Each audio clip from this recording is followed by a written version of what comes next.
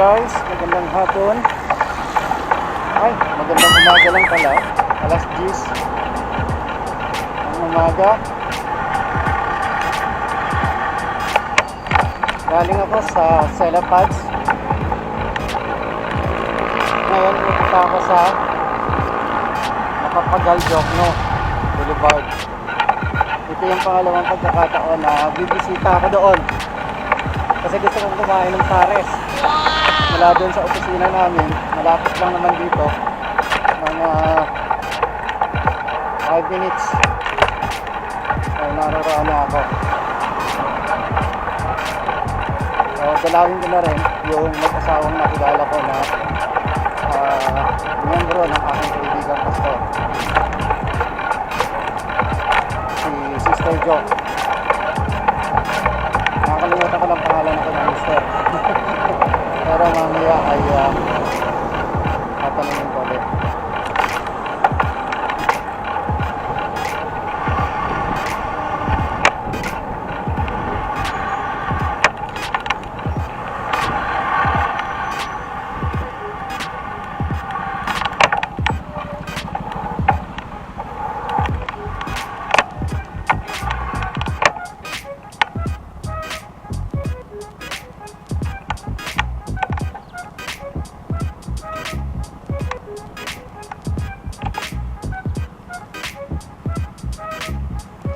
Mabuting sumunod sa traffic rules kaysa sa hindi.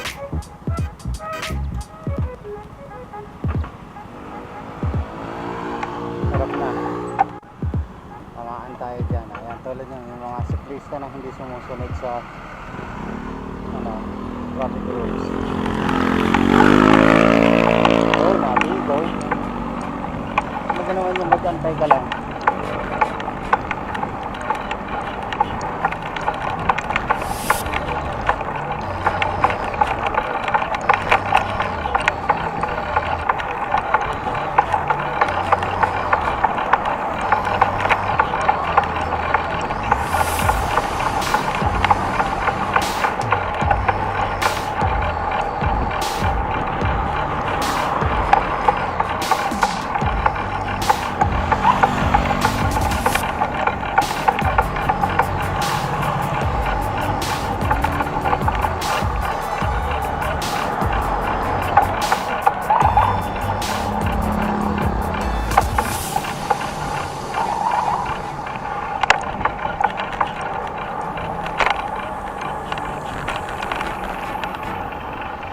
Guys, alam ng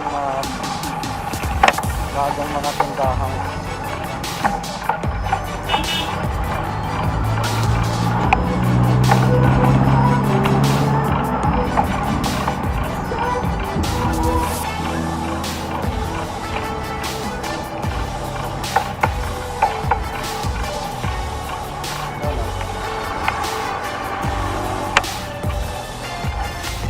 Oh, kayak lang.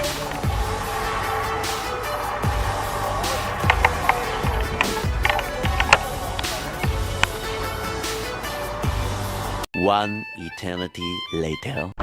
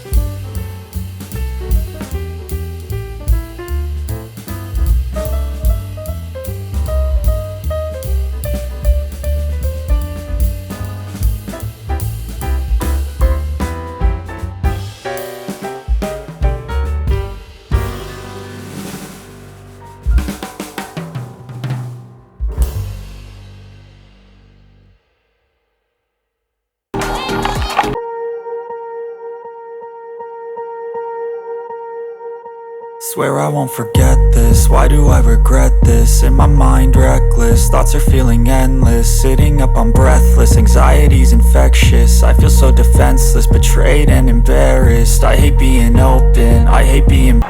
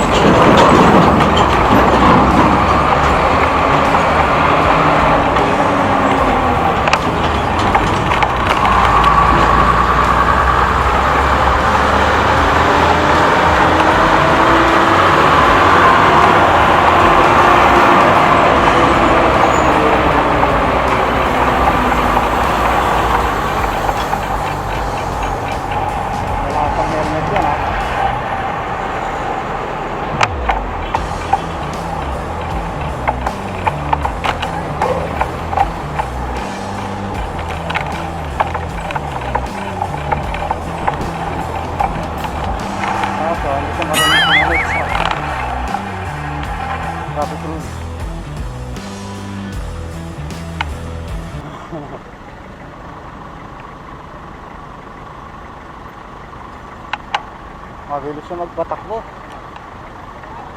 Sanay na sanay.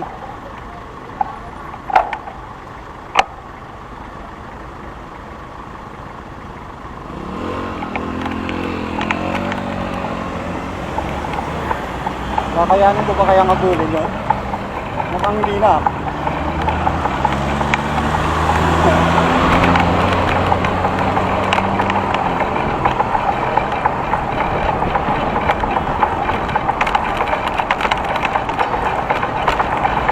Subukan natin kung kaya magulin sa tatay. Tatay ako ng tatay, pares lang kami tatay, kaya nga ako sa ikot.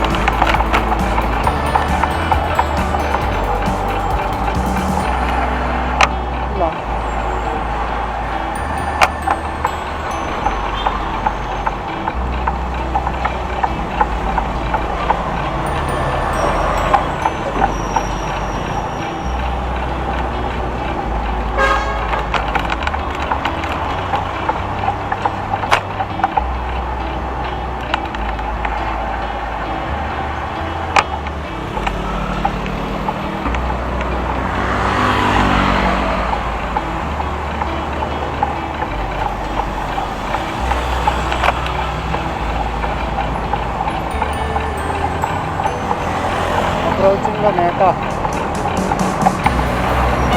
Yun, nabot ko dahil traffic. Kung hindi traffic, sigurado hindi ka makakot si Kuya.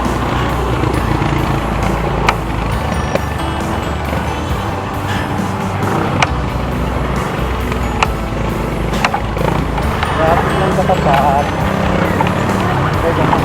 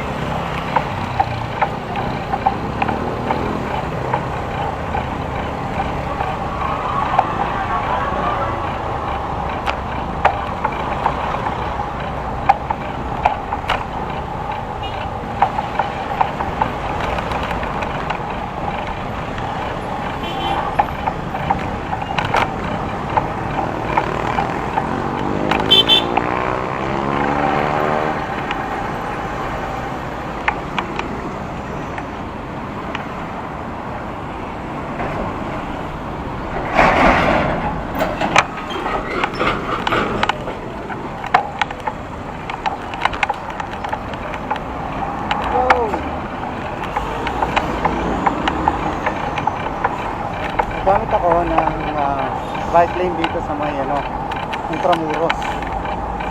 Tingnan natin itong bike lane na ito. Pwede kong sabihin na yung bike lane na ito ay hindi talaga siya pang bike lane eh. Bakit? Hindi pantay-pantay yung yung nilagay nilang mga bricks. So ang hirap para sabihin natin bike lane talaga to. Maganda sana kung maayos yung yung pagkakalagay ng mga bricks o mga sementong ginawa nilang pa-square. Okay sana eh kung maayos yung pagkakalagay at hindi yung parang ang hirap po na babaldog-baldog ka yung bisikleta ay bumabaldog.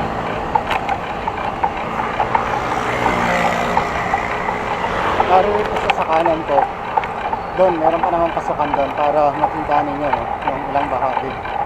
Siguro may mga around 4 at 2 to 3 kilometers to na bike lane.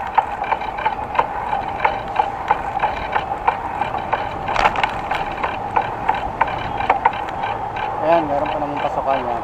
Ayan. Pwede naman pumasok dyan. Ayan. Okay.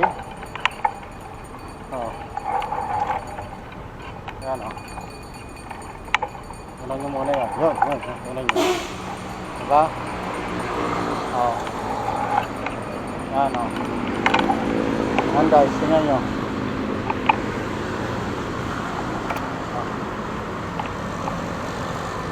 Kita nyo po yun. Kita nyo po yun. Mula yun dun sa may Luneta. Tapos mula rito hanggang dun. Malapit na sa Port Santiago. Yan dun. Yun. Doon.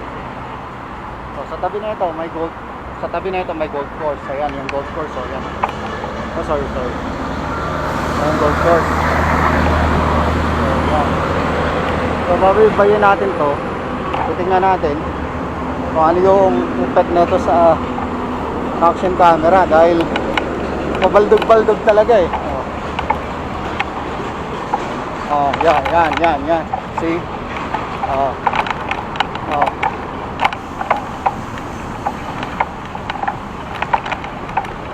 Sayang yung ginastos dito, hindi rin nagagamit masyado to.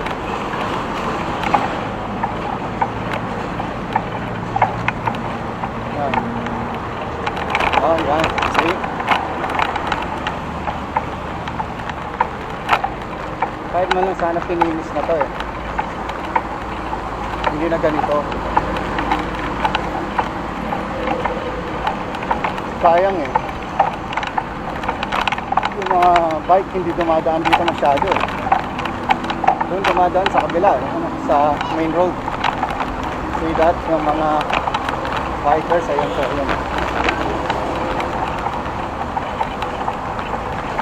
Ganda sana rito kasi malilim.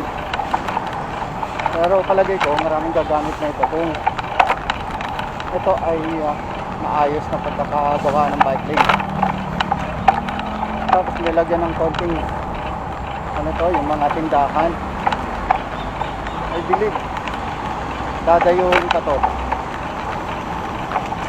Pero nasa gitna tayo ng pandemya kaya siguro hindi na isasama ito sa mga balaki ng Metro Manila.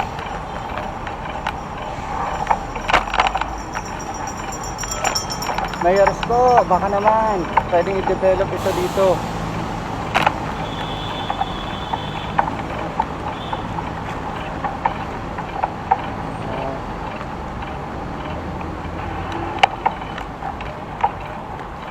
Ngayon, sasamahan ko ito ng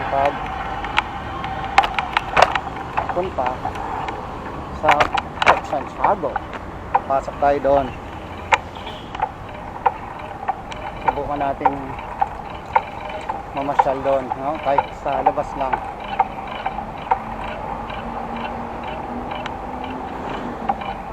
Kayo ikot sa kabila, parang one way kasi yan. Kasi nakalagay entry. Mapapagalitan tayo dyan ng guardia.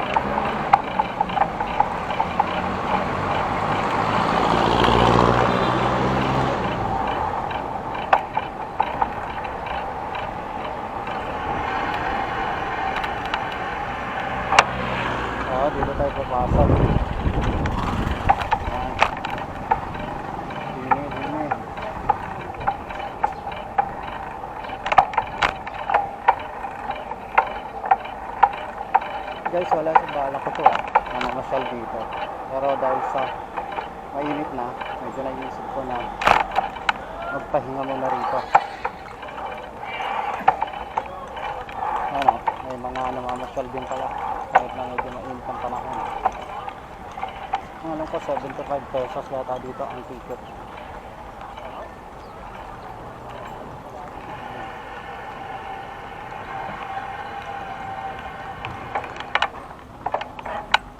Nahanapan ng vaccination card.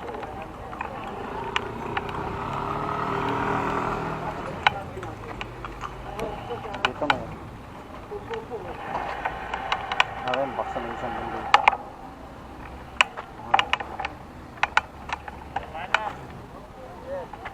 Ayan.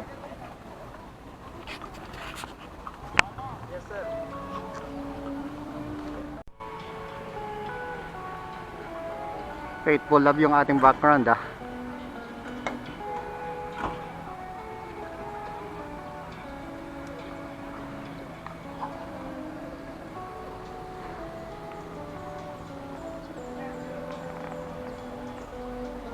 So that is the entrance of Fort Santiago.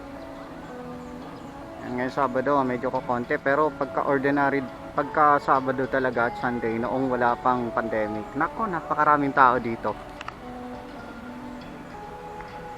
Guys,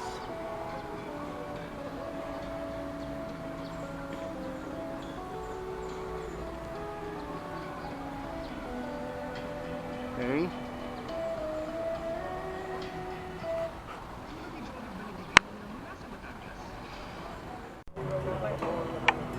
Yan guys, kailangan ng vaccination card tsaka yung ID, personal ID na nagsasabing ikaw talaga yung nakavaccinate. And at the same time, dapat 18 to 65 years old lang. So may mga kabataan dito hindi nakapasok kasi wala silang ID.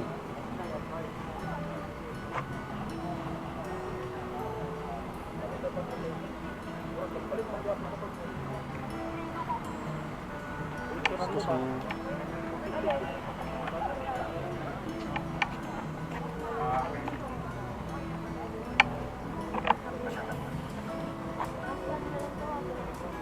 Thank you, sir. Oh, pasok ako.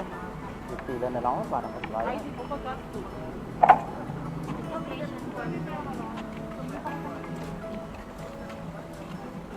Regular lang ako. Kami daw.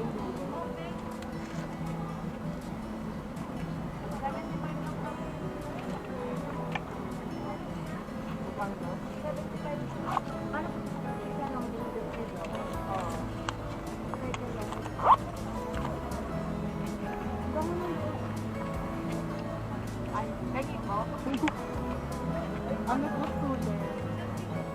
Ate, pwede registration form? Meron po yun.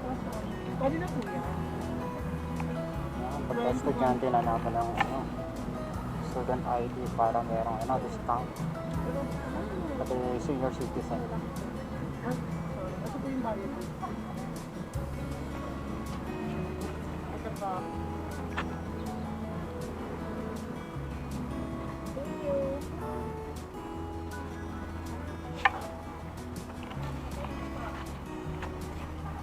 Regular. Thank you, ma'am. Yan, pasok na tayo. Susunod tayo sa proseso. Kailangan natin sumunod para makapasok tayo.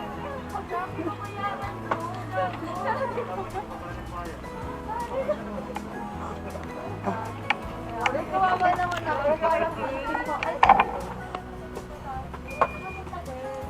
36.5. Sir. Thank you, sir. Sir, pwede pasok ang bisikleta hanggang doon. Hila-hila lang huwag lang sasakay. Pwedeng sumakay. Oh, very good. Thank you. Ayos. Pwede palang sakyan ng bisikleta habang narito sa loob. Pero, much better if parada lang natin ang bisikleta muna for the meantime. No? Much better. Sige, patayin ko muna ha. Para makakuha ako ng mabuti. Sige, nakuhaan ko muna ng bisikleta ko. Ayan, nasa loob na ako ng Port Santiago. Ayan. Ayan. Walang kabalak-balak na pumunta rito pero nakapunta rito. Ayan. Ito yung pahinga moment lang ha. Pero sinama na natin sa ating vlog. Para at least tayo ay masiyahan ng gusto. Okay. Ayan. May mga maliliit na tindahan dito sa loob yan.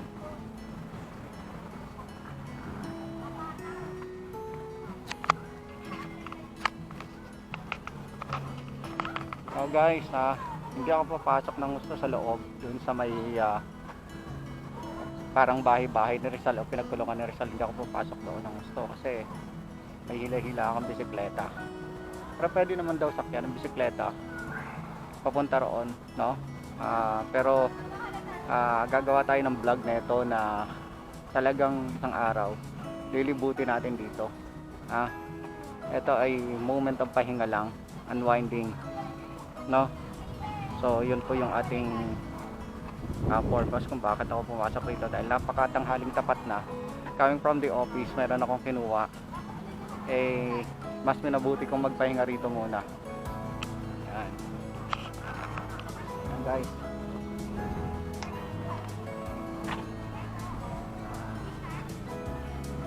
Yan. So, kung gusto mo talagang magpahinga rito kahit sa panahon ng pandemic, may mga upuan naman. Yan. May magandang mga puno. Magandang puno, yes. Baka hindi baka magandang dalaga, sabay ganun. Okay.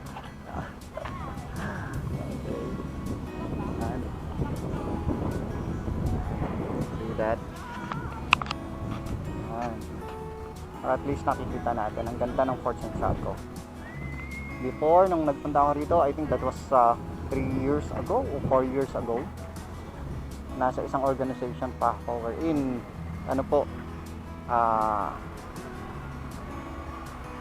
sa amin ng aming company, ng aming organization. Please yan.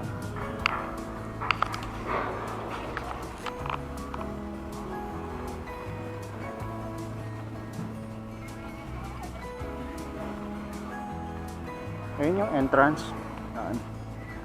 So, ayan si Lovely. Kunin muna natin si Lovely. Kukunan natin yung doon lang sa may halos papasok ng loob. Doon sa may pinaka naging kulungan ni Jose Rizal. Hanggang doon lang tayo. Bago pumasok ng pinaka kampo.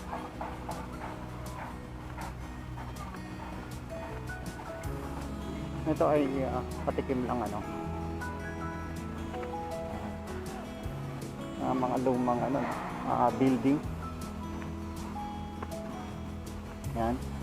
May mga story behind sa mga building na yan. Pag pupunta ka rito na mayroong tour guide, they will explain to you everything, no?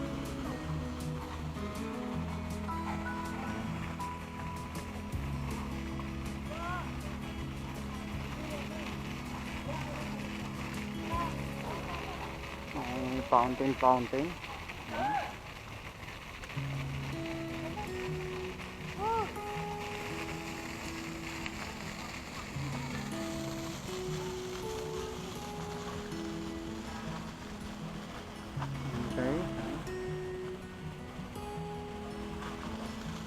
So yung sinasabi kong pinaka entrance papasok doon sa kung saan doon ay inulong si Dr. Jose Rizal. Yan yung place na yon. So mamaya kukuhaan din natin yon. Pero for the meantime dito muna tayo. Okay. Tingnan din natin yung building na yan. Tingnan nyo, ang ganda-ganda ng building na yan. Building na yan. Ganda.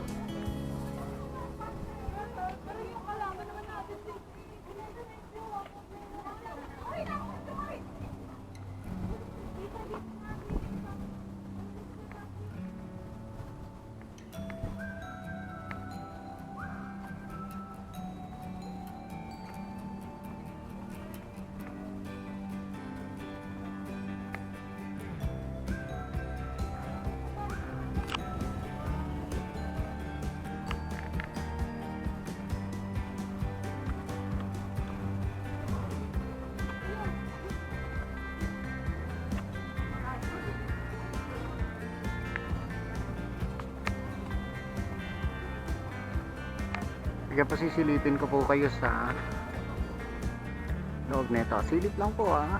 There will be another video for this, no?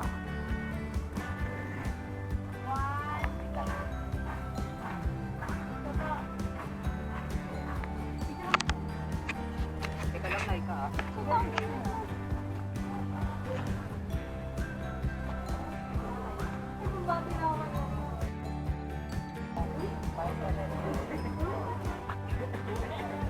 Kuwang-kuha ka sa YouTube channel ko, bro. Sorry, hindi bali, mo-mute ko naman.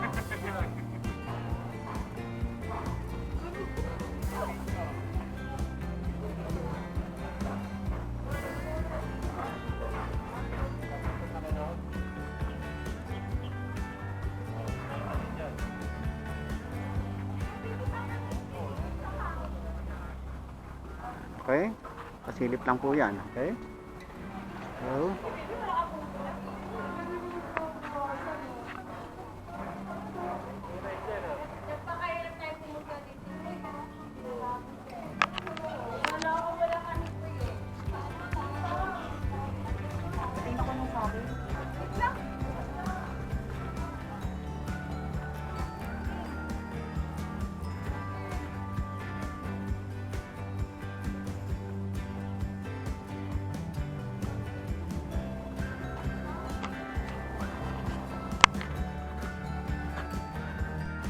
yan guys, pwedeng gamitin ng bike habang umiikot dito.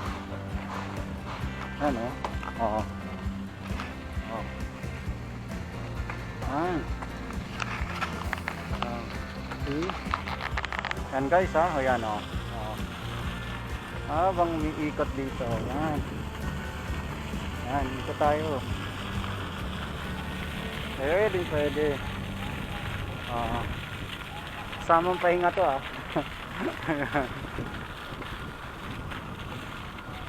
Okay. Dito lang yan sa Fort Santiago. Yan. Okay. Ayan guys. Yan.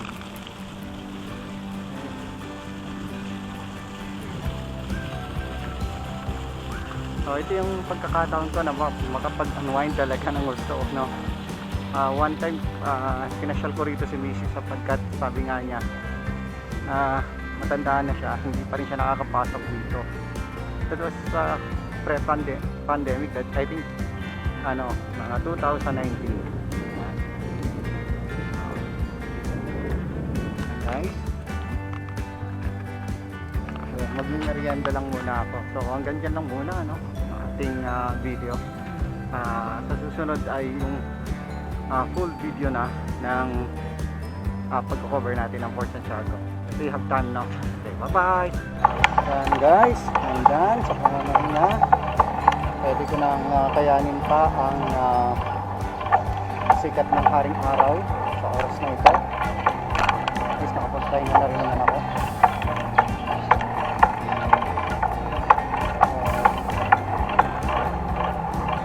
Tuloy na to, going home. Yung pang building ngayon ay Palacio del Gobernador ha. Nandiyan dyan yung Comelec. Nandiyan yan at fire assignment. Okay.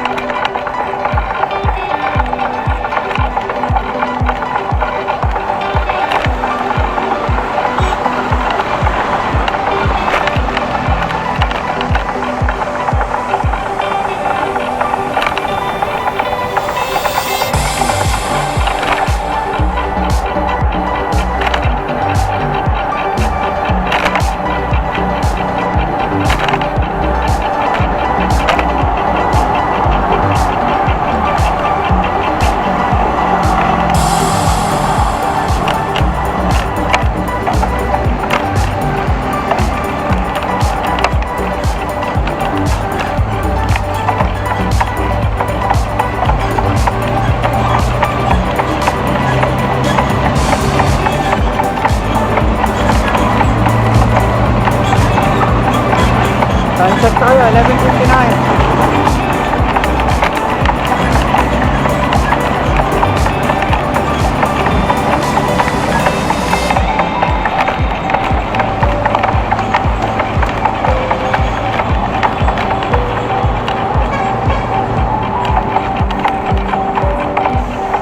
Mel Lopez Boulevard. Okay guys, hanggang dyan lang muna. Until next vlog.